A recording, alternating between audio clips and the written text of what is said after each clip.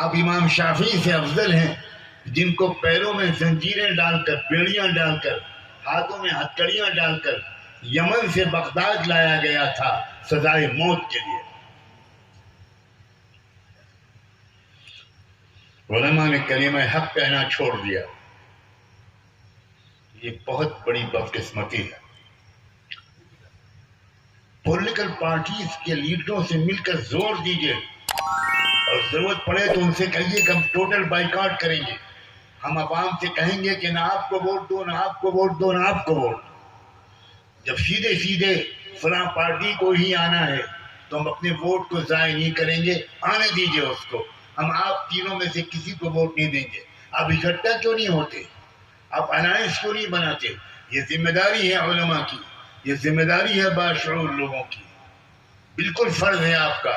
اور یہ وطن کی خیر خواہی ہے، یہ جموں کشمیر کی خیر خواہی ہے۔ تباہ ہو جائے گا جموں کشمیر اگر اسی طرح نفرت کے راستے پر آگے بڑھا۔ یہ سب قرآن کی ہدایات ہیں۔ قرآن نے کہا وَاعْتَصِمُوا بِحَبْلِ اللَّهِ جَمِيعًا وَلَا تَفَرَّقُوا، آپس میں ایک ہو جاؤ، اللہ کی رسی کو مضبوطی سے پکڑ لو، الگ الگ فرقوں میں، مسلکوں میں، جماعتوں میں مت بٹو۔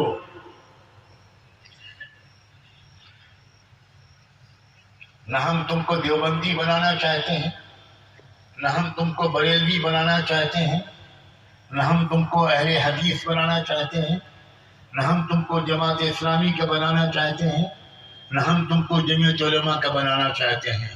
ہم تم کو مسلمان اور محمد مصطفیٰ کا غلام بنانا چاہتے ہیں۔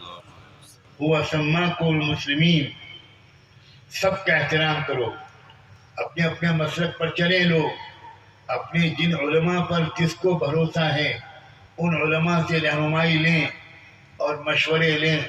اور علماء کی بھی میں ہاتھ جوڑ کر درخواست کرتا ہوں، اب کوئی جملہ وہ مت بولیے جس سے امت بڑھ جائے، جس سے امت میں تفریقہ پیدا ہو جائے، جس سے امت میں انتشار پیدا ہو جائے۔ اب ضرورت ہے اس بات کی کہ ہم ایک ہو جائیں۔ آخر کیا قصہ ہے؟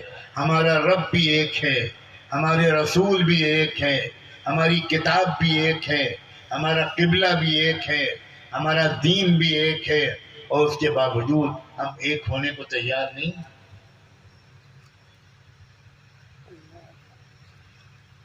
آپس کے انتشار کو ختم کر دو۔ اس بوڑھے بیمار کو یہ خوشخبری سنا دو کہ آج سے ہمارا انتشار جو کچھ تھوڑا بہت بچا تھا آج سے ہی ختم ہو جائے۔ ایک دوسرے کے گھر جاؤ، ایک مسلک کے ماننے والے دوسرے مسلک کے والوں کے ملنے جائیں، ملاقات کریں۔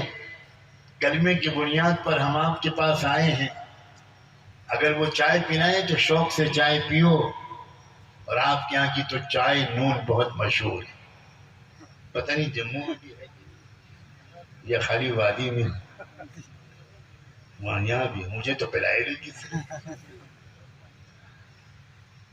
مجھے تو شکل بھی بغیر چائے پلائی دم پیتی، نمک تو کیا ڈالتے شکل بھی نہیں ڈالتے۔ ایک دوسرے کے جاؤ، تزاوروا تجالسوا تحابوا، ایک دوسرے کو ہدیہ دو، ایک دوسرے کو گفٹ دو۔ عجیب بات ہے، صرف بزرگوں کو ہدیہ دینا کون سی حدیث میں آیا؟ یہ بزرگوں کو ہدیہ نہیں ہوتا، رشوت ہوتی، تاکہ ان کی دعا ملے۔ اب بزرگ بھی رشوت لینے لگے کیا؟ آپس میں کیوں نہیں ہدیہ دیتے ہو بھائی؟ اسلام نے بزرگوں کو ہدیہ دینا کون سی حدیث میں سکھایا ہے؟ مجھے بتا دے کوئی عالم۔ حضور نے سکھایا تم آپس میں ایک دوسرے کو ہدیہ دو۔ کیوں دو؟ تم کو دعائیں ملیں گی؟ نہ، تحابوا تحابوا، تم آپس میں ایک دوسرے کو گفٹ دو گے تو تمہارے درمیان محبت پیدا ہو، اتحاد پیدا ہو، جوڑ پیدا ہو۔ عام مسلمان ایک دوسرے کو گفٹ دیں، ایک مسلک والا دوسرے مسلک والے کو دے، ایک پڑوسی دوسرے پڑوسی کو دے،